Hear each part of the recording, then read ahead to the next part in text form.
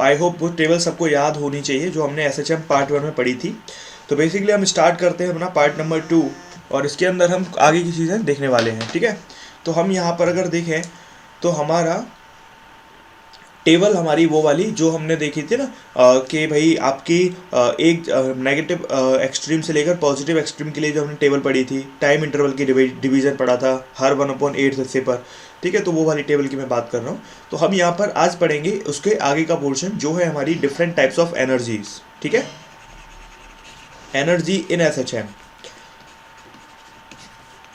ठीक है, तो एनर्जी वैसे तो पूरी फिजिक्स में ही दो तरीके की होती है, पोटेंशियल और काइनेटिक।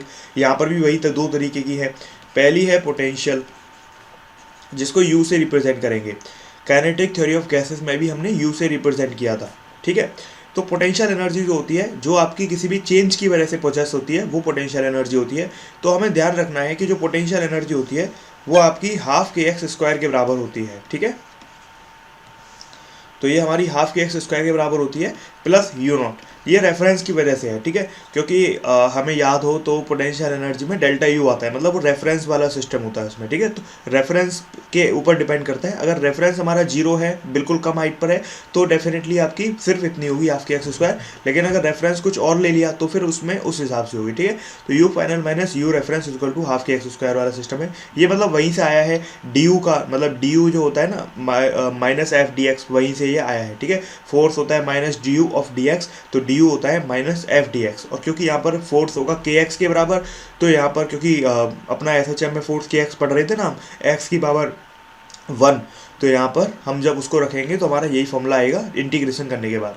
तो हम यहाँ पर देख सकते हैं पोटेंशियल एनर्जी हमारी आ चुकी है। अब उसके बाद अगर हम यहाँ पर देखें ग्राफ की बात अगर हम करें, अगर हम ग्राफ करें तो इधर u ले लिया, इधर मान लो x ले लिया, तो हम यहाँ पर देख सकते हैं कि आपका u और x² में किसकी तरफ कैसा ग्राफ आएगा, u directly proportional to x² हो जाएगा। मतलब कैसा ग्राफ आएगा, पैराबोला आएगा। तो अगर पैराबोला आएगा तो किसकी तरफ झुकेगा, जिसकी पावर कम होगी। पावर कम किसकी है, u की, तो u की तरफ झुक जाएगा, है ना। माइनस और प्लस के लिए दो एक्सट्रीम होते हैं ना, एक नेगेटिव एक पॉजिटिव, तो ये पॉजिटिव एक्सट्रीम के लिए, ये आपका नेगेटिव एक्सट्रीम के लिए। ठीक है, अब हम यहाँ पर आगे देखें अगर, तो यहाँ पर आगे बढ़ेंगे तो यहाँ पर एक क्वेश्चन करते हैं। एक पार्टिकल है जिसका मास आपका 10 ग्राम है। ठीक है, और वो SHM एग्जीक्यूट करता है, जिसके लिए u और x का कर्व हमें दिया गया है। ठीक है, इस तरीके से हमें यहाँ पर क्वेश्चन में ये कर्व दिया गया है, डायग्राम दिया गया है, इधर u इधर x। ठीक है, आपको बताया गया है इस वाले पॉइंट पे 3 -3, 300 कोऑर्डिनेट बताए गए हैं और आपके इस पे x बताया गया है। ठीक है, और आपसे यहाँ पर इस तरीके का रिलेशन यहाँ पे दिया गया है, तो आपको टाइम पीरियड फाइंड करना है।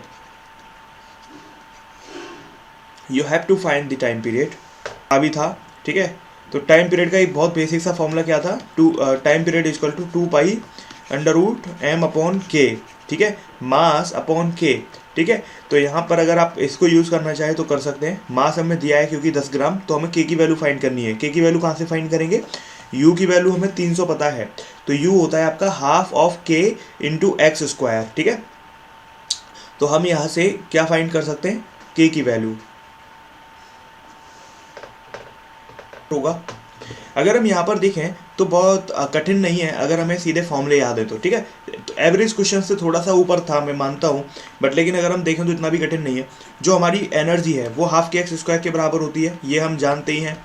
अब यहाँ पर k की वैल्यू फाइंड करनी है, तो हाफ इंटू k यहाँ पर हमें निकालना है। x की जगह यहाँ पर आपका कितना है, -3 है। 3 का स्क्वायर कितना होता है, 9 होता है। तो जब हम यहाँ पे निकालेंगे u की वैल्यू कितनी है, 300 है, तो यहाँ पर ये हो जाएगा 3 टाइम्स, ये हो जाएगा 100 टाइम्स, ये हो जाएगा 200/3, यानी कि जो हमारा k आएगा उसकी जो k है उसकी वैल्यू 200/3 हो गई।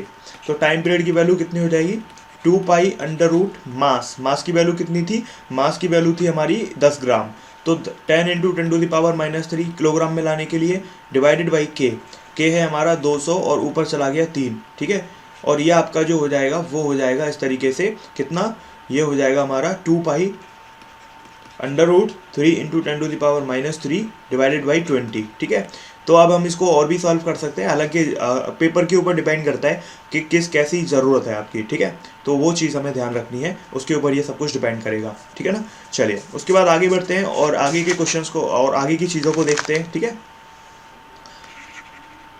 क्वेश्चन करने से पहले हम कुछ और सीख लेते हैं, उसके बाद क्वेश्चन करने में ज़्यादा बढ़िया रहेगा। सबसे पहले अभी जो हमने सीखा ना, पोटेंशियल एनर्जी को हमने एक्स के रेस्पेक्ट में देखा। एक्स क्या था? डिस्प्लेसमेंट। अभी हम देखेंगे potential energy with respect to time. तो अगर हम यहाँ पर देखें तो हमारी जो पोटेंशियल एनर्जी होती है वो हाफ के एक्स स्क्वायर होती है, या फिर हम कह सकते हैं हाफ के एक्स की वैल्यू हम क्या लिखेंगे, क्योंकि SHM चल रहा है तो ए साइन ओमेगा टी लिख देंगे। तो यहाँ से हम देख सकते हैं कि पोटेंशियल एनर्जी क्या आ रही है, हाफ के A square sine square omega T, है ना। तो यहाँ से हम देख सकते हैं जो हमारा एक्स था उसके रेस्पेक्ट में कुछ अलग थी, टाइम के रेस्पेक्ट में कुछ अलग है। तो यू की वैल्यू है हमारी E naught sine square omega T, u equal to E naught sine square omega T, ठीक है। तो ये दोनों वैल्यूज हमें ध्यान रखनी है अपने दिमाग में अच्छे तरीके से। u की दो वैल्यूज, पहली वैल्यूज कौन सी, हाफ के एक्स स्क्वायर, और दूसरी वैल्यू कौन सी है, अभी जो हमने देखा E naught sine square omega T, जहाँ पर ई नॉट आपकी मैक्सिमम वैल्यू है और जो किसके बराबर है आपकी, ये हाफ ऑफ के ए स्क्वायर के बराबर है, ठीक है। मतलब जब एक्स की वैल्यू मैक्सिमम हो जाए, एम्पलीट्यूड के बराबर हो जाए, तो आपकी ई नॉट आ जाएगी। ई नॉट मतलब मैक्सिमम वैल्यू, है ना। चलिए तो ये हो गई पोटेंशियल एनर्जी। आगे बढ़ते हैं। तो पोटेंशियल एनर्जी हमने देखी। अब पोटेंशियल एनर्जी के दो ग्राफ पॉसिबल है, एक तो है आपका एक्स के साथ, है ना, मतलब जो आपका हाफ के एक्स स्क्वायर वाला था पैराबोला, एक है आपका टाइम के रेस्पेक्ट में, ठीक है। तो यहाँ पे टाइम के साथ कैसा रिलेशन आएगा, साइन की देखो जो आपका टाइम के साथ आएगा वो कैसा आएगा, साइन स्क्वायर वाला ग्राफ आएगा, ठीक है। तो हम साइन वाला बना देंगे और उसका स्क्वायर कर देंगे, ठीक है। अगर हम देखें तो नॉर्मल साइन वाला जो ग्राफ होता है ना, वो कुछ ऐसा होता है, ऐसे और ऐसे, ठीक है। लेकिन यहाँ पर क्या हो जाएगा, ये स्क्वायर है तो मतलब ये थोड़ा ऊपर चला जाएगा ऐसे, और ये आपका थोड़ा नीचे चला जाएगा ऐसे, ठीक है। तो ये फर्क यहाँ पर आ जाएगा। ये हमारी पोटेंशियल एनर्जी हो गई, ये हमारा टाइम हो गया, ठीक है। इधर हमने क्या ले लिया, एक्स, और इधर हमने टाइम ले लिया, ठीक है। तो इस तरीके से हमें ध्यान रखना है कि जो भी नेगेटिव में है वो उल्टा पॉजिटिव में हो जाता है, ठीक है। तो इसीलिए जब हम स्क्वायर करते हैं किसी भी चीज़ का, तो एक चीज़ और ध्यान रखना है, आपका ये पॉजिटिव में हो जाएगा। ये मैंने बताया भी था आपको कल, ठीक है। तो इस तरीके से हमारा ये हो जाएगा, ओके। तो आई होप ये हमें समझ में आ गया होगा। आगे हम देखते हैं यहाँ पर, अब देखते हैं काइनेटिक एनर्जी, ठीक है। पोटेंशियल एनर्जी हमने देख ली। काइनेटिक एनर्जी कौन सी एनर्जी होती है, जो मोशन की वजह से पॉसेस होती है, ठीक है। काइनेटिक एनर्जी आपका हाफ mv स्क्वायर होती है देखा जाए तो हाफ mv स्क्वायर में वेलोसिटी की वैल्यू रखेंगे ए ओमेगा कॉस ओमेगा टी। तो हमारा क्या फॉर्मूला बनकर आएगा, तो काइनेटिक एनर्जी बनकर आएगी half M A square omega square cos square omega T. तो यहाँ पर आपका ये इंटरेस्टिंग चीज़ ये है कि हम एम ओमेगा स्क्वायर के बारे में ऑलरेडी जानते हैं, ठीक है। हमें याद है कि एम ओमेगा स्क्वायर क्या हुआ करता था, के होता था, ठीक है। तो हम यहाँ पर क्या लिखेंगे, हाफ के A square cos square omega T. तो यहाँ पर जो के है उसकी वैल्यू हम ऑलरेडी जानते हैं, जो एम ओमेगा स्क्वायर है, ये हम ऑलरेडी टाइम पीरियड वाले फॉर्मूले को जब हमने निकाला था तब ये पढ़ा था, है ना। तो ये फॉर्मूला हमें याद ऑलरेडी है, के का रिलेशन, ठीक है। तो यहाँ से हाफ के A square cos square omega T हो गया। अब ये हाफ के ए स्क्वायर जाना पहचाना लग रहा है, जो किसके बराबर था, maximum potential energy E not के बराबर था। तो हम यहाँ पर कह सकते हैं कि जो काइनेटिक एनर्जी है वो E naught cos square omega T है, ठीक है। जबकि जो आपकी पोटेंशियल एनर्जी थी वो क्या थी, E naught sine square omega T. अब हमें कैसे याद रहेगा कि कौन में साइन कौन में कॉस, तो देखो सिंपल तरीका है, जो हमकी पोटेंशियल एनर्जी होती है उसमें क्या आता है, एक्स आता है ना, एम जी एच, मतलब वो एक्स किसके ऊपर डिपेंड करती है, डिस्प्लेसमेंट के ऊपर। तो एक्स आपका क्या होता था, ए साइन ओमेगा टी। तो पोटेंशियल एनर्जी कौन सी हो जाएगी, साइन स्क्वायर वाली, है ना। और काइनेटिक एनर्जी को कि में क्या आता है, काइनेटिक एनर्जी में वेलोसिटी आती है, मतलब आपका कॉस ओमेगा टी आता है। तो इसका मतलब ये कैसी हो जाएगी, E naught cos square omega T, ठीक है। तो आपका ये दोनों एनर्जी हमने लिख ली है, ओके। आई होप ये समझ में आ गया होगा, ठीक है, कि कैसे कैसे यहाँ पर कौन सा चीज़ यहाँ पर होगा, ठीक है। अब अगर हमें एक चीज़ पता है तो हम बाकी सभी चीज़ें निकाल सकते हैं। मान लो हमें एक्स पता है तो हम वेलोसिटी निकाल सकते हैं, एक्स मतलब डिस्प्लेसमेंट पता है तो उसका डिफरेंशिएशन करके वेलोसिटी निकाल लेंगे। वेलोसिटी पता है तो फिर हम सारी चीज़ें निकाल सकते हैं, kinetic energy, potential energy, acceleration, everything. अगर हम यहाँ पर देखें तो हमारी जो टोटल एनर्जी होगी वो आपकी किसके बराबर हो जाएगी, kinetic energy plus potential energy के, ठीक है। अब हमारी जो काइनेटिक एनर्जी है और पोटेंशियल एनर्जी, अगर हम उसके बारे में बात करें तो हम ऑलरेडी जान ही चुके हैं कि हमारी जो काइनेटिक एनर्जी होती है वो E naught cos square omega T होती है, जबकि जो पोटेंशियल एनर्जी है वो E naught sine square omega T होती है। तो जब हम इन दोनों को ऐड करेंगे तो इसको कॉमन निकालेंगे ई नॉट को, तो अंदर क्या आएगा ब्रैकेट में, sign square omega T plus cos square omega T, जिसकी वैल्यू 1 हो जाएगी। तो आंसर कितना आएगा, केवल टोटल एनर्जी का आंसर आएगा ई नॉट के बराबर, ठीक है, क्योंकि कॉमन ले लिया था। और ई नॉट की वैल्यू क्या है, हाफ के ए स्क्वायर, ओके। अब हम यहाँ पर आगे अगर बढ़ें तो यहाँ से आपका जो काइनेटिक एनर्जी है बेसिकली, मतलब काइनेटिक एनर्जी और एक्स के बीच में हम यहाँ पे रिलेशन देख सकते हैं, ठीक है। अब टोटल एनर्जी हमारी kinetic energy plus potential energy के बराबर है, तो काइनेटिक एनर्जी किसके बराबर हो जाएगी, total energy minus potential energy, ठीक है। तो काइनेटिक एनर्जी, टोटल एनर्जी कितनी होती है, ई नॉट, है ना। पोटेंशियल एनर्जी कितनी होती है, हाफ के एक्स स्क्वायर, ठीक है। तो हम यहाँ से काइनेटिक एनर्जी भी निकाल सकते हैं। मतलब ऐसे क्वेश्चन आ गए जिसमें आपको काइनेटिक एनर्जी निकालनी पड़े और पोटेंशियल एनर्जी पता हो, तो हमें सॉल्व नहीं करना है, हमें टोटल एनर्जी में से उसको घटा देना है, ठीक है। चलो अब उसके बाद आगे बढ़ते हैं। अब यहाँ पर कैसे क्वेश्चन हमें देखने को मिलते हैं, जैसे हम क्वेश्चन की बात करें, मान लो क्वेश्चन दिया गया कि एसएचएम के दौरान आपको पोजीशन और टाइमिंग निकालनी है पार्टिकल की, अगर उनकी काइनेटिक एनर्जी और पोटेंशियल एनर्जी इक्वल है, ठीक है। मतलब आपको काइनेटिक एनर्जी और पोटेंशियल एनर्जी आपस में इक्वल है एसएचएम के दौरान, तो आपको क्या निकालना है, पोजीशन और टाइमिंग ऑफ पार्टिकल, ठीक है। मतलब आपको बताना है कि ऐसी कौन सी पोजीशन है उस एसएचएम के दौरान जहां पर आपकी पोजीशन भी इक्वल है और टाइमिंग भी इक्वल है, ठीक है। अगर हम यहाँ पर देखें तो कैसे हम इसको कर सकते हैं, जो काइनेटिक एनर्जी होती है वो क्या होती है, E naught sine square omega T, है ना, और ये होती है E naught cos square omega T, मतलब एक होती है कॉस, एक होती है साइन। तो जब हम इन दोनों को हटा देंगे तो यहाँ पर हम देखेंगे कि ये टेन स्क्वायर ओमेगा टी किसके बराबर आ गया, 1 के इक्वल आ गया, यानी कि टेन ओमेगा टी किसके आ गया, प्लस माइनस 1 के इक्वल आ गया। इसका मतलब क्या हुआ कि आपका कौन सा एंगल है, 45 डिग्री, तो साइन ओमेगा टी की वैल्यू कितनी हो जाएगी, प्लस माइनस 1/√2, और कॉस ओमेगा टी की प्लस माइनस 1/√2, है ना, क्योंकि साइन 45 और कॉस 45 दोनों की वैल्यू 1/√2 होती है। अब ऐसा हमने निकालने की जरूरत क्यों पड़ी, क्योंकि हमें कैलकुलेट करना है एम्पलीट्यूड, तो एक्स की वैल्यू फाइंड करनी है हमें, ठीक है, पोजीशन फाइंड करनी है। तो पोजीशन होती है ए साइन ओमेगा टी, किसी भी आपकी एसएचएम पाथ पर पोजीशन यही होती है। तो हम यहाँ पे वैल्यू पुट कर देंगे, ए की वैल्यू ए, साइन ओमेगा टी की जगह 1/√2, तो आंसर आ गया a/√2, ठीक है। या फिर हम इसको कह सकते हैं 0.707 टाइम्स ऑफ ए। जब हम इसको सॉल्व करेंगे ना, √2 की वैल्यू रखेंगे कितनी, 1.41, तो यहाँ पर जो आंसर आएगा वो आएगा 0.707 टाइम्स ऑफ ए, ठीक है। ये तो हमारी एक्स आ गई। वेलोसिटी क्या आएगी, ए ओमेगा कॉस ओमेगा टी। तो यहाँ पर आपका क्या कर दोगे, वेलोसिटी निकालनी है तो कॉस ओमेगा टी की वैल्यू रख देंगे, ठीक है। तो ए ओमेगा अपॉन √2 आ जाएगी, ओके। अच्छा, तो ये तो हमसे पूछी सबसे पहले पोजीशन, टाइम और निकालना है। टाइम कैसे निकालें, देखो टाइम निकाल तो कैसे भी सकते हो, लेकिन मैंने आपको एक तरीका बताया था, कि एक रिलेशन बताया था, delta phi upon 2 delta T upon T वाला। तो आपको यहाँ पे एंगल पता है, डेल्टा फाई की वैल्यू कितनी है, 45 डिग्री है। 45 डिग्री को किस में लेकर आओ, तो यहां से आप देख सकते हो कितना आ जाएगा, π/6 आ जाएगा, है ना। तो ये कितना आ जाएगा,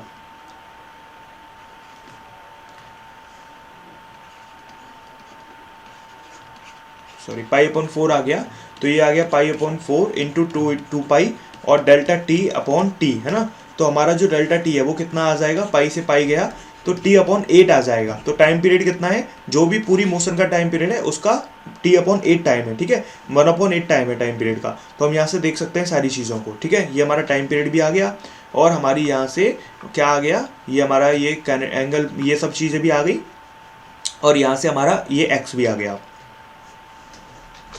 तो इस तरीके की चीज़ें हैं जो हमें यहाँ पे समझनी होंगी, ठीक है। ये कैसा आपका क्या फंडा यहाँ पे रहता है, ठीक है। चलो उसके बाद मैं आपको जो बताने जा रहा हूँ वो बेसिकली है, हमने एक वेलोसिटी का फॉर्मूला पढ़ा था, हमें याद हो तो, हमने पढ़ा था वेलोसिटी जो होती थी, मतलब उसका एक फॉर्मूला हमने पढ़ा था कि ओमेगा √a² - x², कुछ ऐसा, है ना। तो काइनेटिक एनर्जी का एक और फॉर्मूला हो सकता है इसकी वजह से। तो कई बार काइनेटिक एनर्जी ना आपको इस वाले फॉर्मूले से ज़्यादा आसान पड़ जाती है, तो हमें दोनों ही आने चाहिए। काइनेटिक एनर्जी हाफ mv² होती है, तो जब हम इसको सॉल्व करेंगे तो m ओमेगा स्क्वायर की जगह k रख देंगे, तो आपका जो आंसर बचेगा अंदर वो क्या बचेगा, ए स्क्वायर माइनस एक्स स्क्वायर, है ना, रूट हट जाएगा क्योंकि स्क्वायर करना है। ये काइनेटिक एनर्जी आ गई। तो ये आपको ध्यान रखनी है कि काइनेटिक एनर्जी ऐसी भी हो सकती है। और पोटेंशियल एनर्जी तो हम जानते ही हैं, हाफ के एक्स स्क्वायर होती है।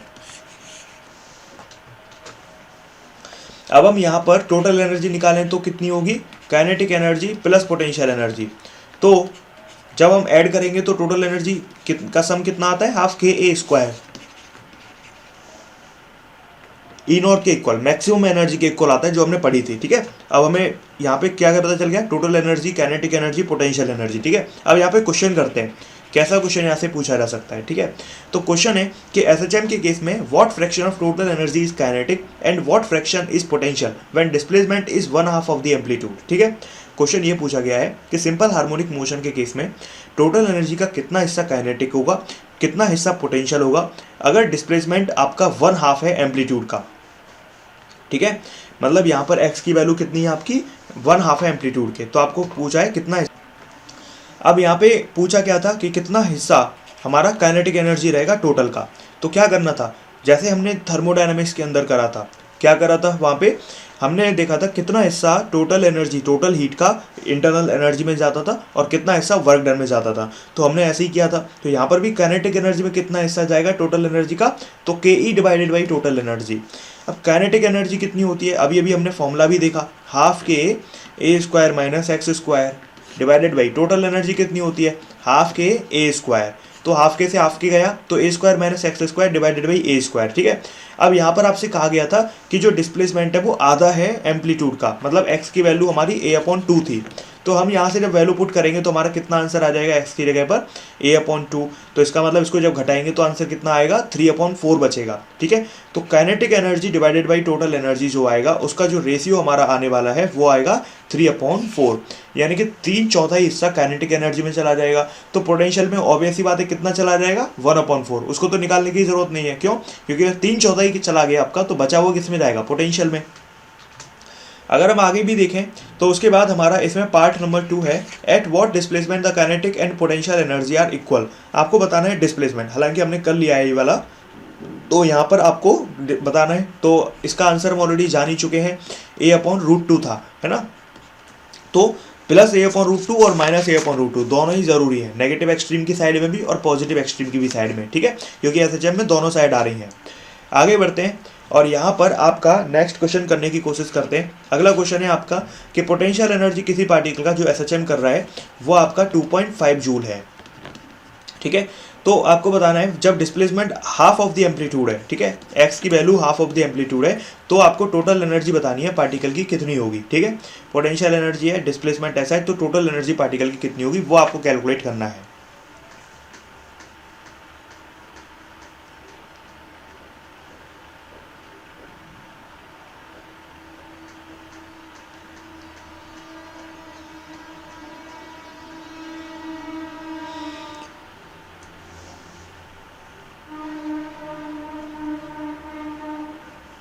दस जूल।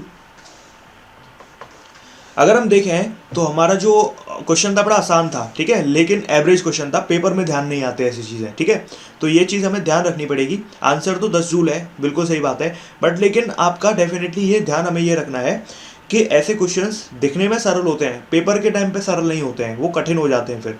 ठीक है, तो यहाँ पर बेसिकली करना क्या है, पोटेंशियल एनर्जी दी गई है, पोटेंशियल एनर्जी कितनी होती है, हाफ के एक्स स्क्वायर होती है। एक्स स्क्वायर की जगह मैं क्या लिख दूँ, a/2, इसका स्क्वायर करेंगे तो इतना आएगा।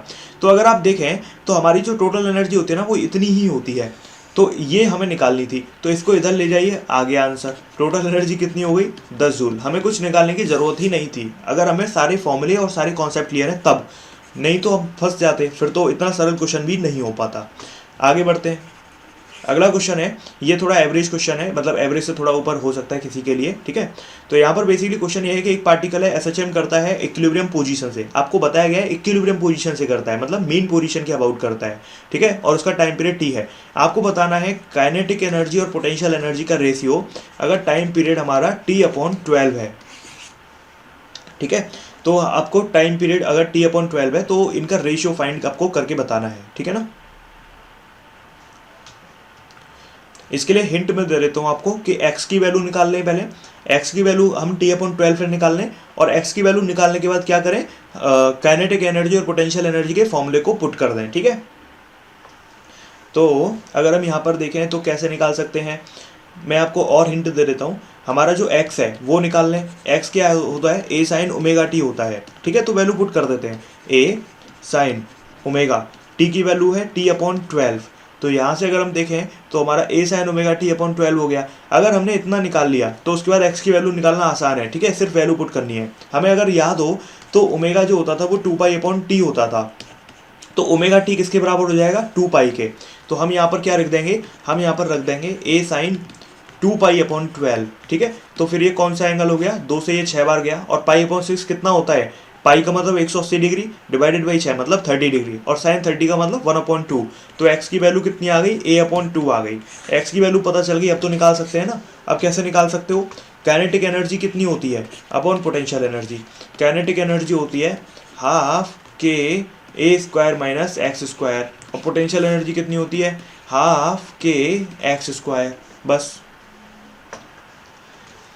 तो अगर हम यहाँ पर इसको इससे काट दें तो x की वैल्यू a/2 पुट करेंगे तो आपका ये हो जाएगा a² minus a² divided by कितना 4, और नीचे कितना बचेगा a² और x की वैल्यू है इतना, तो ये कितना आ जाएगा, ये आ जाएगा हमारा 3a² डिवाइडेड बाई 4, और ये आ जाएगा a² डिवाइडेड बाई 4। ठीक है, तो ये आपका ऊपर चला जाएगा 4 से 4, a से a, तो आंसर कितना आएगा 3:1 आएगा। ठीक है, तो हमारा जो आंसर है वो 3:2 की क्वेश्चन। अगर हम देखें तो क्वेश्चन करते हैं। क्वेश्चन है आपका, एक हार्मोनिक ऑसिलेटर है जिसमें फोर्स कांस्टेंट है हमारा k = 4 × 10⁻6 न्यूटन पर मीटर। ठीक है, नॉट स्क्वायर। ठीक है, एम्पलीट्यूड है उसका 0.01 मीटर, और उसमें जो टोटल एनर्जी है वो कितनी है, 240 जूल है। तो आपसे पूछा गया है what is the maximum kinetic energy and minimum potential energy.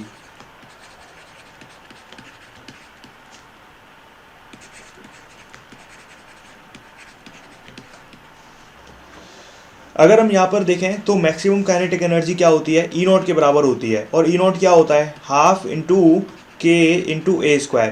अगर मान लो हमें मास दे दिया जाता तो हम कैसे निकालते, तो हम फिर क्या यूज़ करते, k की जगह m⍵² यूज़ करते। ठीक है ना, तो हम फिर इसको यूज़ करते, पर इसकी ज़रूरत ही नहीं है। क्यों, क्योंकि सीधे यूज़ कर सकते हैं इसको।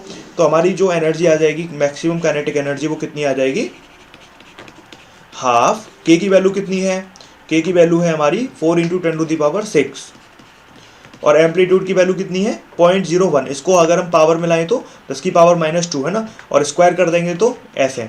तो हमारा जो आंसर आएगा वो कितना आएगा, 2 × 10⁻6 × 10⁻⁴, तो आंसर कितना आ गया 200 जूल। ठीक है, अच्छा हमें पोटेंशियल एनर्जी और पूछी है। अगर मिनिमम पोटेंशियल एनर्जी पूछी है तो कैसे निकालोगे, टोटल एनर्जी में से मैक्सिमम काइनेटिक एनर्जी घटा देंगे।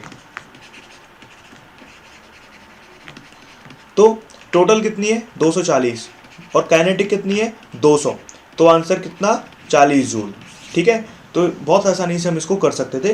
पर कब आसानी से कर सकते थे, तब हमें फॉर्मूले वगैरह पता है, कॉन्सेप्ट हमारे सारे क्लियर हैं, नहीं तो ये हमारे लिए कठिन हो जाता, हम पे नहीं हो पाता। ठीक है, तो ये चीज़ हमें ध्यान रखनी है। अगर पूछा जाए मिनिमम काइनेटिक एनर्जी कितनी होगी, तो कितनी होगी 0। ठीक है, क्योंकि x की वैल्यू मिनिमम के केस में 0 हो जाएगी। ठीक है ना, चलो अब उसके बाद आगे बढ़ते हैं। उसके बाद हम जो है अगले टॉपिक पर आएंगे, और बेसिकली अगला टॉपिक है हमारा application of simple harmonic motion. ठीक है, जिसमें हम सिंपल पेंडुलम और हम क्या पढ़ते हैं, स्प्रिंग पेंडुलम। ठीक है, तो यहाँ पर अगर हम एप्स ऑफ SHM की बात करें तो इसमें एक जैसे क्वेश्चन आते हैं, इसीलिए मैं ज़्यादा इस पे नहीं आ रहा था अभी। ठीक है, तो एप्स ऑफ SHM की अगर हम बात करें तो यहाँ पर आपको ध्यान रखना है, यहाँ पर हुक्स लॉ आपका जो है वो आपको याद करा देता हूँ मैं। ये हुक्स लॉ ही था जो हमने पढ़ा था, अभी तक हम जो कर रहे थे, आज से ध्यान रखेंगे ये हुक्स लॉ है। ठीक है, तो अगर हम किसी भी स्प्रिंग को, हुक्स बेसिकली स्प्रिंग के लिए उन्होंने बताया था, किसी भी स्प्रिंग को अगर हम स्ट्रेच करें, खींचें या कंप्रेस करें बहुत ही छोटे डिस्प्लेसमेंट से, क्यों, क्योंकि SHM की बात करनी है ना, इसीलिए छोटा डिस्प्लेसमेंट की बात करी गई है। क्योंकि मैंने बताया था लेक्चर नंबर, जब हमने पहला सेशन करा था रिवीजन का, क्या बताया था कि SHM को पहचानने के 3 तरीके, तो वो 3 कंडीशन जिसमें एसएचएम आपका हमने देखा था, तो एसएचएम के लिए 3 कंडीशन क्या थी। पहली कंडीशन मैं रिपीट कर देता हूँ। पहली कंडीशन क्या थी, पहली कंडीशन जो थी वो ये थी कि हमारा जो इक्वेशन थी उसमें एक ही फ्रीक्वेंसी होनी चाहिए, ठीक है। दूसरी नंबर की कंडीशन थी कि हमारी जो भी रिलेशन आप लिख रहे थे ऑसिलेशंस का, उसमें जो एक्स की पावर थी, एक्स की पावर जो एन थी, उसकी वैल्यू 1 होनी चाहिए, यानी कि मिनिमम वैल्यू होनी चाहिए। तीसरे नंबर पे थी कि स्मॉल डिस्प्लेसमेंट होना चाहिए, इसीलिए हुक्स ने भी स्मॉल डिस्प्लेसमेंट के लिए ही बात करी, ठीक है। अब हम यहाँ पर आगे बढ़ते हैं और देखते हैं कि आखिर पर्पज क्या है इसका। आगे देखते हैं कि कैसे क्वेश्चन यहाँ से हमें मिलेंगे, ठीक है, हुक्स लॉ से। यहाँ पर ध्यान रखना के आपका हुक्स कांस्टेंट है, ठीक है, या स्प्रिंग कांस्टेंट है, आप कुछ भी कह सकते हो, लेकिन के के बारे में आपको स्पेशल चीज ध्यान रखनी है। के एक ऐसा कांस्टेंट है जो आपका लेंथ, अगर हम बात करें लेंथ, थिकनेस, ठीक है, मटेरियल ऑफ स्प्रिंग, ठीक है, तो ये एक ऐसा कांस्टेंट है जो इन सब चीजों पे डिपेंड करता है, लेंथ पर भी, थिकनेस पर भी और मटेरियल ऑफ स्प्रिंग, ठीक है। स्प्रिंग की लेंथ बढ़ा दोगे तो के चेंज हो जाएगा, थिकनेस बढ़ा दोगे तो भी के चेंज हो जाएगा, मटेरियल को चेंज कर दोगे तो भी के चेंज हो जाएगा, ठीक है। किसी और मटेरियल की स्प्रिंग ले आएंगे तो उस केस में यहाँ से के जो है, लेकिन ध्यान रखना है लेंथ के इन्वर्सली प्रोपोर्शनल होता है। ये चीज हमें बहुत अच्छे से समझ में आनी चाहिए, ठीक है। तो अगर हम यहाँ पर क्वेश्चन देखें तो कैसा क्वेश्चन आपको सबसे पहले मिल सकता है। अगर क्वेश्चन मान लो, ठीक है, क्वेश्चन है अगर हमने एक स्प्रिंग को हिस्सों में काट दिया 2/3 के रेशियो में, ठीक है, काट दिया एक स्प्रिंग को, ऐसे एक स्प्रिंग थी उसको हमने 2/3 हिस्सों में काटा, मतलब पूरी का 2/3 एक जगह और 1/3 एक जगह, ठीक है। तो हमें बताना है कि जो अब नए हिस्से बने होंगे इसको काट कर, उनके आपके K1 और K2 क्या रहेंगे, मतलब नए के इनके क्या रहेंगे वो आपको बताना है, ठीक है। तो हमने पहले एक बड़ी सी स्प्रिंग थी उसको 2 हिस्सों में काट दिया, एक के पास 2/3 हिस्सा चला गया और बची हुई के पास 1/3 हिस्सा चला गया, ठीक है। और हम रिलेशन पढ़ ही चुके हैं कि के इनवर्सली प्रोपोर्शनल टू लेंथ होता है, ठीक है। तो आपको लेंथ का यूज करके यहाँ पर के का रेशियो फाइंड करना है। तो अगर हम देखें तो हमारा जो K1 और K2 है वो कितना होगा, कैसे निकालेंगे। देखो अगर हम वैसे सोचें तो बहुत आसानी से हम कर ही सकते थे, ठीक है। अगर 2/3 हिस्सों में काट दिया तो के एल का उल्टा होता है तो 3/2 हो जाएगा। लेकिन फॉर एग्जाम्पल अगर हमें पूरा सही से करना है तो कैसे कर सकते हैं। अगर हम मान लो हमें कन्फ्यूजन है तो अब पूरा करना चाहते हैं तो देखो 2x, मान लो आपका जो इस तरीके से हम यूनिट वाला तरीका यूज कर लेते हैं जो बचपन में करते थे। मान लो पूरी स्प्रिंग की लेंथ l थी तो 2x + 3x l के बराबर हो जाएगा, तो x की वैल्यू कितनी आ जाएगी l/5। तो हमें यहाँ से पता चला कि जो पहली स्प्रिंग है उसकी लेंथ कितनी रहेगी 2x, है ना, और 2 × x की वैल्यू l/5 है तो 2l/5, तो K1 की वैल्यू 5/2l हो जाएगी, है ना, उल्टा हो जाएगी। तो यहाँ से हमें K1 की वैल्यू पता चल चुकी है 5/2l। पहला क्वेश्चन हो गया। K2 की भी निकाल लो, L2 की वैल्यू कितनी है 3x, है ना, यानी कि 3l/5। तो हमारी K की वैल्यू कितनी आ जाएगी 5/3K, है ना। तो इस तरीके से हमारा यहाँ पर हो जाएगा, K लिख लेना आप, ठीक है। तो यहाँ पर हमारा 5/3K और 5/2K, अब इनका रेशियो निकालेंगे तो 3/2 आ जाएगा, ठीक है। आगे बढ़ते हैं। आपको एक और चीज़ ध्यान रखनी है आगे से कि जो टफ स्प्रिंग होती हैं उनकी के ज़्यादा होती है फ्लेक्सिबल के कंपैरिजन में। ये एक थ्योरेटिकल पॉइंट है जो हमारा एम्स जैसे एग्जाम में कभी भी काम आ सकता है, थ्योरेटिकल क्वेश्चंस में। आगे बढ़ते हैं, हम यहाँ पे एक क्वेश्चन करते हैं और क्वेश्चन ये है कि अगर 25% हिस्सा स्प्रिंग का आपने काट दिया तो आपको बचे हुए हिस्से का के फाइंड करना है। 25% हिस्सा काट दिया तो जो रिमेनिंग है उसका आपको के फाइंड करना है, जो बचा 75% है उसका के।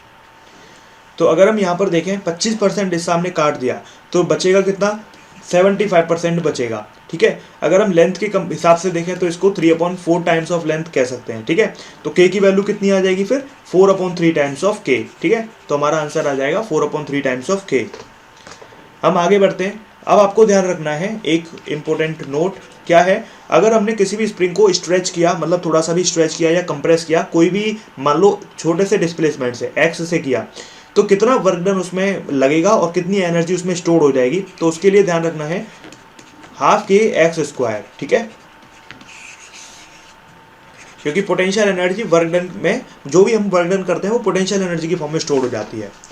तो हमें ये ध्यान रखना है। अब हमें मान लो आगे हम स्टार्ट करते हैं, ठीक है, आगे की चीज़ें देखते हैं। तो मान लो हमें कुछ इस तरीके के अरेंजमेंट हमने बनाए, ये, ठीक है, तो ये हमारा m मास हो गया, ठीक है। फिर हमने एक ऐसे बनाया, ठीक है, इसको उल्टा भी बना लेना, कोई उससे कोई फर्क नहीं पड़ता है, ठीक है। और हमने मान लो इस तरीके का बनाया किसी वेज के ऊपर जो इंक्लाइन प्लेन के ऊपर है, ठीक है।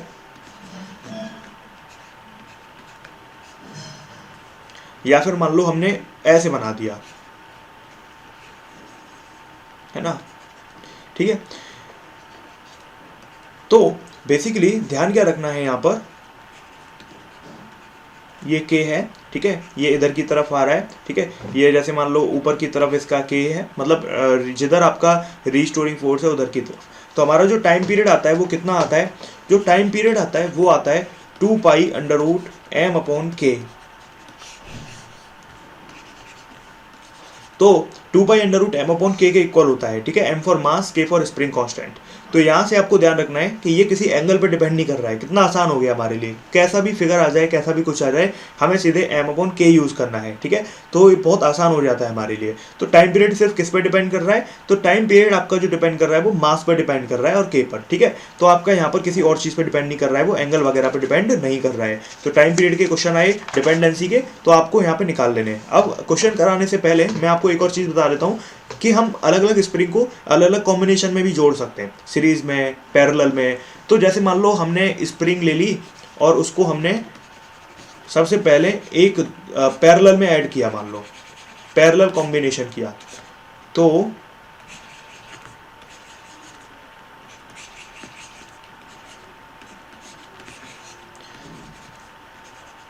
ऐसे हमने पैरेलल में ऐड किया, ठीक है, या फिर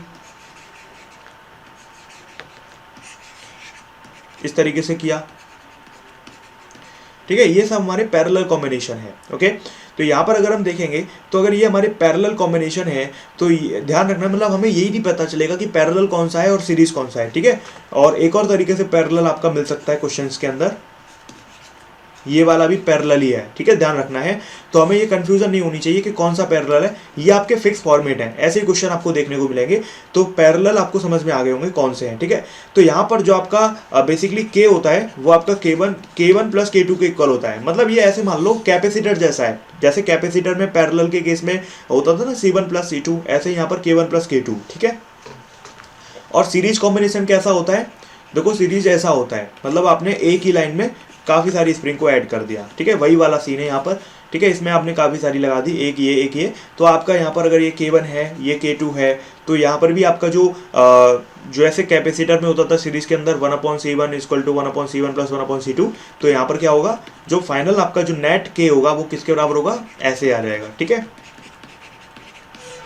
जैसे रेजिस्टेंस आपका निकालते थे R1 R2 / R1 + R2, ठीक है, 2 के लिए। तो यहाँ पर 2 के लिए क्या लिख देंगे, K1 K2 / K1 + K2, ठीक है। तो ये चीज़ें हमें ध्यान रखनी है क्वेश्चंस करने से पहले, ये सारी चीज़ें हमें ध्यान रखनी है। अब क्वेश्चंस करेंगे तो आपके लिए आसानी हो जाएगी क्वेश्चंस को करना, ठीक है। जैसे पहला क्वेश्चन करते हैं, कैसे क्वेश्चंस यहाँ से पूछे जाते हैं।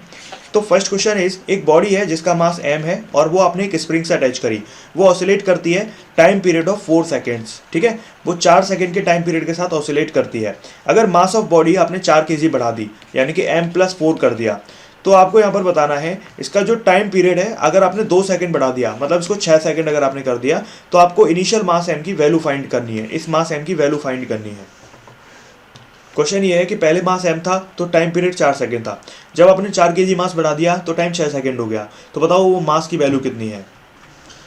हम अगर देखें तो हमारा जो टाइम पीरियड है वो बेसिकली किसके ऊपर डिपेंड करता है, ऐसे केसेस में, स्प्रिंग के केसेस में 2π√m/k, यानी कि आपका यहाँ पर k तो सेम है, यानी कि हम कह सकते हैं ये √m का खेल है सारा का सारा।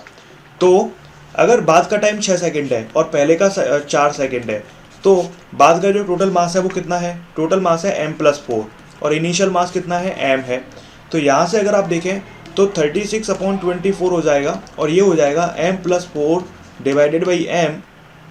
तो यहाँ से अगर हम देखें तो कितना आ जाएगा, 36m = 24m प्लस, इसको सॉल्व कर लेंगे तो 20 बेसिकली ये हो जाएगा आपका 96, है ना। तो आपका ये कितना हो जाएगा, इसको घटा दो इसमें से, तो m की जो वैल्यू आ जाएगी वो कितनी आ गई है, वो आ गई है आपकी, ये हो जाएगा हमारा 12, है ना। तो ये हो जाएगा हमारा 8 kg। एक बार चेक कर लेना, कैलकुलेशन तो हो जाएगी सेट, कोई दिक्कत नहीं है।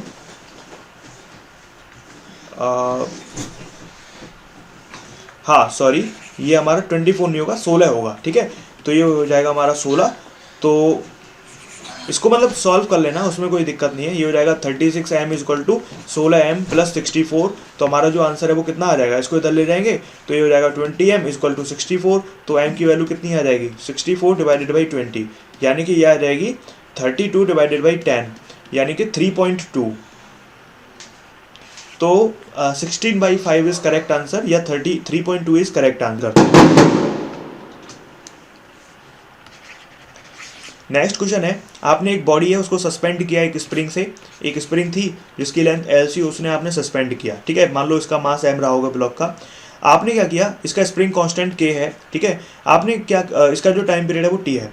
आपने क्या किया, इस स्प्रिंग को दो हिस्सों में काट दिया, ठीक है, और उनको पैरेलल में ऐड कर दिया, ठीक है। पैरेलल में ऐड कर दिया मतलब ऐसा कुछ कर दिया, और आपने इसी ब्लॉक को इसे लटका दिया, ठीक है। आपसे पूछा है कि जब आपने इनको पैरेलल में ऐड कर दिया और लटका दिया तो बताइए नया टाइम पीरियड कितना होगा।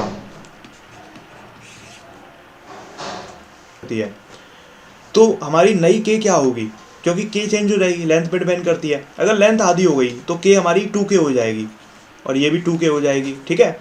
तो हमारा जो क्वेश्चन है वो हो जाएगा, टाइम पीरियड होता है 2π√m/k डैश, क्योंकि नया वाले निकालना है हमें। तो ये हो जाएगा, अब दोनों पैरेलल में है तो दोनों को जोड़ दोगे तो 2k + 2k कितना होता है, 4k, है ना। तो आंसर कितना आएगा, 2π√m/4k, ठीक है। तो यहाँ पर अगर आप देखो तो हम इसको कितना लिख सकते हैं, 2 लिख सकते हैं, ठीक है। तो यहाँ पर हमारा जो टाइम पीरियड आएगा वो कितना आएगा, 2π डिवाइडेड बाई 2 √m/k। तो आंसर कितना आ गया, यहाँ से ये आ जाएगा आपका √m। अच्छा, हमारा 2π√m/k क्या था, पहला टाइम पीरियड था। तो ये आ जाएगा जो नया टी डैश है, ये टी डैश आ जाएगा t/2। आगे बढ़ते हैं, ठीक है। अगला क्वेश्चन देखते हैं। नेक्स्ट क्वेश्चन है, एक ब्लॉक है जिसका मास m है, ठीक है।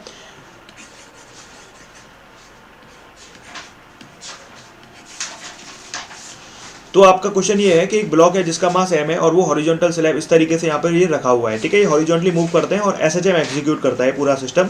तो यहाँ पर coefficient of static friction between block and slab is mu, ठीक है।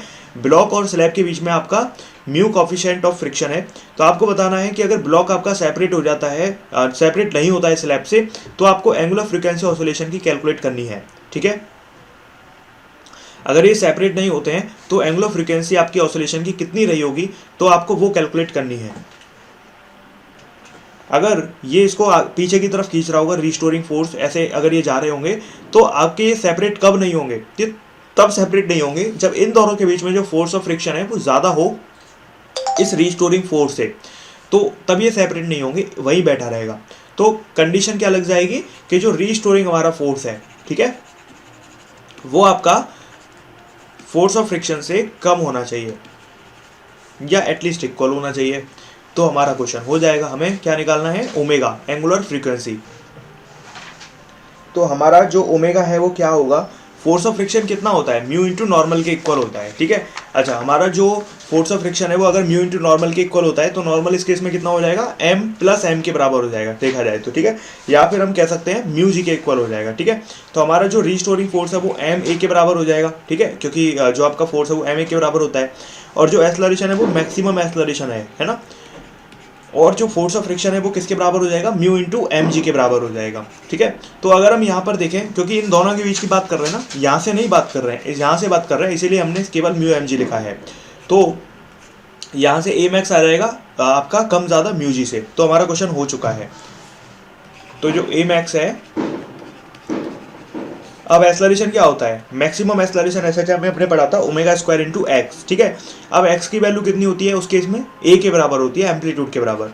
तो ω² इंटू एम्पलीट्यूड कम ज़्यादा म्यू जी से।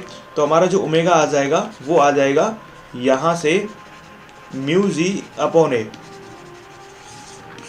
ठीक है, दैट्स इट। तो हमारा जो ओमेगा है वो क्या आ जाएगा, √μg/a, मतलब इससे थोड़ा सा आपका बेसिकली ज़्यादा, या फिर आप कह सकते हो इक्वल इसके, ठीक है। तो यहाँ से हमारा ये क्वेश्चन हो जाएगा। अब हम आगे बढ़ते हैं और उसके बाद हम जो है अगले टॉपिक पर आते हैं, जो है हमारा सिंपल पेंडुलम, ठीक है।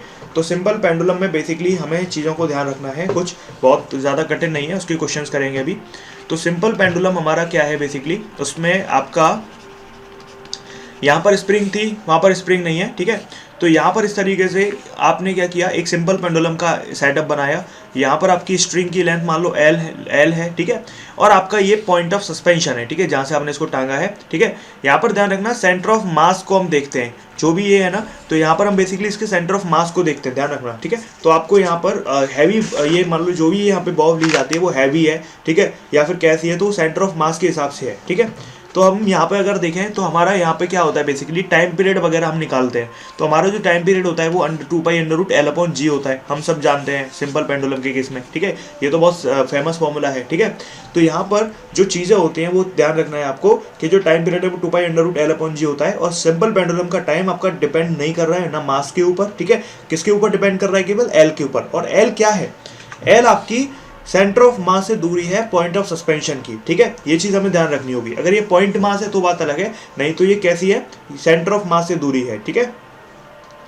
अब यहाँ पर ये जो जी है ना वो जी इफेक्टिव होती है। अगर किसी लिफ्ट में रख दो इसको, तो अगर वो ऊपर जा रही होगी तो G+A हो जाएगा, नीचे जा रही होगी तो G-A हो जाएगा, ठीक है।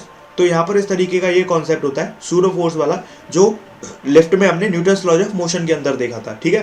तो इस तरीके की चीज़ें होती हैं। तो आई होप ये समझ में आएगा आपको, इसमें कोई बड़ी बात यहाँ पे नहीं थी, ठीक है। तो ये इस तरीके की कुछ चीज़ें हैं। अब उसके बाद इसके कुछ एप्लीकेशंस होते हैं, ठीक है। तो यहाँ पर आपके एप्लीकेशन, जैसे सबसे पहले क्वेश्चंस देख लेते हैं कैसे हमें मिलेंगे। तो इसके जो क्वेश्चंस मिलेंगे सबसे पहले वो मिलेंगे आपके लेंथ और टाइम पीरियड के रिलेशन पे, ठीक है, क्योंकि आपका ये T√L के डायरेक्टली प्रोपोर्शनल है। यानी कि अगर हम यहाँ पे ग्राफ बनाएं तो कौन सा ग्राफ बनना चाहिए, जब y² directly proportional to x होता है या x² directly proportional to y होता है, तो ये रिलेशन हमारा पैराबोला का होता है, ठीक है। और किधर की तरफ झुकता है ग्राफ, तो ये झुकता है आपका, जिसकी पावर जो होती है क्या रहती है, मतलब देखो आपका जो ग्राफ झुकेगा, ये भी इंटरेस्टिंग पॉइंट है, ये हमें ध्यान, मतलब देखो टकला वाला कॉन्सेप्ट अगर किसी को याद है तो यहाँ पर इजीली इसको निकाल ही सकते हैं। अगर टकला वाला कॉन्सेप्ट जो हमने पढ़ा था, हमने यहाँ पे तो नहीं पढ़ा, बेसिकली यूट्यूब पे एक वीडियो है काइनेमेटिक्स की, उसमें बताया गया है, ठीक है। तो वहाँ पे बताया था टकला वाला कॉन्सेप्ट पूरा, उसे अच्छे से समझाया था पैराबोला का, उसकी इक्वेशंस वगैरह। नहीं तो सीधा ध्यान रखना है, जिसकी पावर कम उधर की तरफ झुक जाएगा, ठीक है। थोड़ा सही बनाएंगे इसको, ऐसे झुक जाएगा, ठीक है। तो ये हमारा यहाँ पर ऐसा ग्राफ बन जाएगा, ओके। तो यहाँ पर क्वेश्चंस कैसे आते हैं वो देख लेते हैं, ठीक है। तो अभी हम यहाँ पर देखने वाले हैं कि कैसे क्वेश्चंस हमें देखने को मिल सकते हैं। तो अगर हम बात करें सबसे पहले इसके इस रिलेशन के ऊपर कैसे क्वेश्चन मिलेंगे, तो ये मिलेंगे एरर कॉन्सेप्ट वाले, ठीक है। मान लो सिंपल पेंडुलम की लेंथ आपने 4% से बढ़ा दी है, मतलब देखो एरर कॉन्सेप्ट तभी यूज करना है पूरी फिजिक्स में जब आपका चेंज 5% के अंदर हो। तो आपने क्या किया है, लेंथ को हमारा क्या किया है, लेंथ को सिंपल पेंडुलम की जो लेंथ है आपकी स्ट्रिंग की, उसको 4% से बढ़ा दिया है, ठीक है, 4% से इंक्रीज किया है। तो आपको क्या फाइंड करना है, change in temperature time period find करना है, ठीक है। Find the change in time period.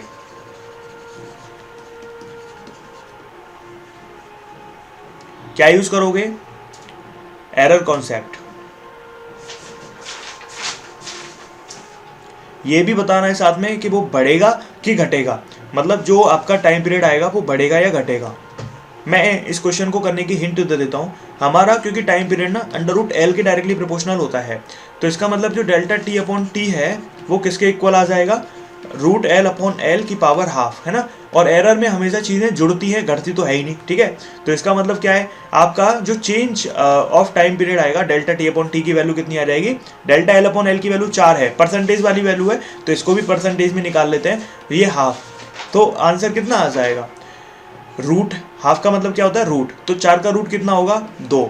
अच्छा, अब ये कैसे पता लगाएंगे कि बढ़ेगा घटेगा, क्योंकि टाइम पीरियड और लेंथ डायरेक्टली प्रोपोर्शनल है। अगर लेंथ बड़ी है तो टाइम पीरियड भी बढ़ेगा ही बढ़ेगा, ठीक है। तो 2% से ये आपका बढ़ेगा, ठीक है। तो एरर कॉन्सेप्ट हम ऐसे यूज करेंगे। नेक्स्ट क्वेश्चन देखें। तो अगर सिंपल पेंडुलम की लेंथ को हमने 21% बढ़ाया, ठीक है, तो आपको बताना है चेंज इन टाइम पीरियड कितना होगा, ठीक है। तो चेंज इन टाइम पीरियड हमें यहां पर कैलकुलेट करना है।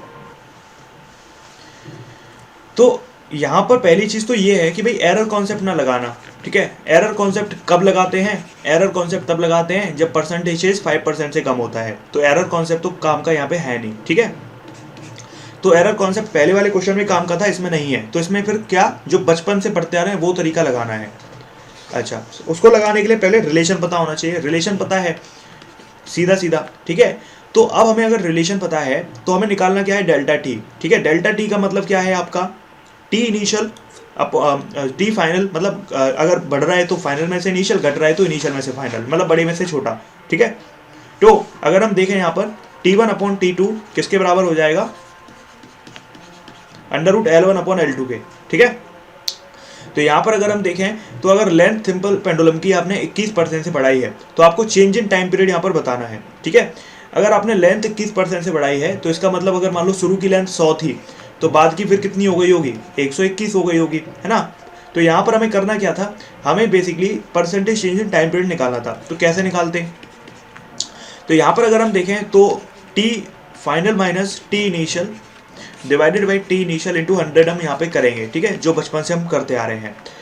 तो अगर हम इसको देखें तो T1 अपॉन T2, ठीक है, तो ये जो इसकी वैल्यू है वो 100/121 है, ठीक है। अगर आप यहाँ पर देखें तो इसका रूट कितना आएगा, 10/11।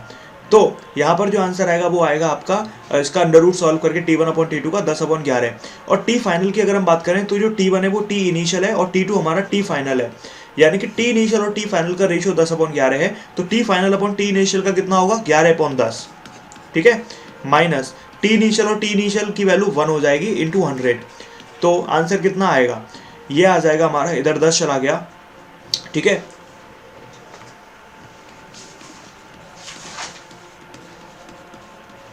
तो ये कितना हो गया हमारा 10%।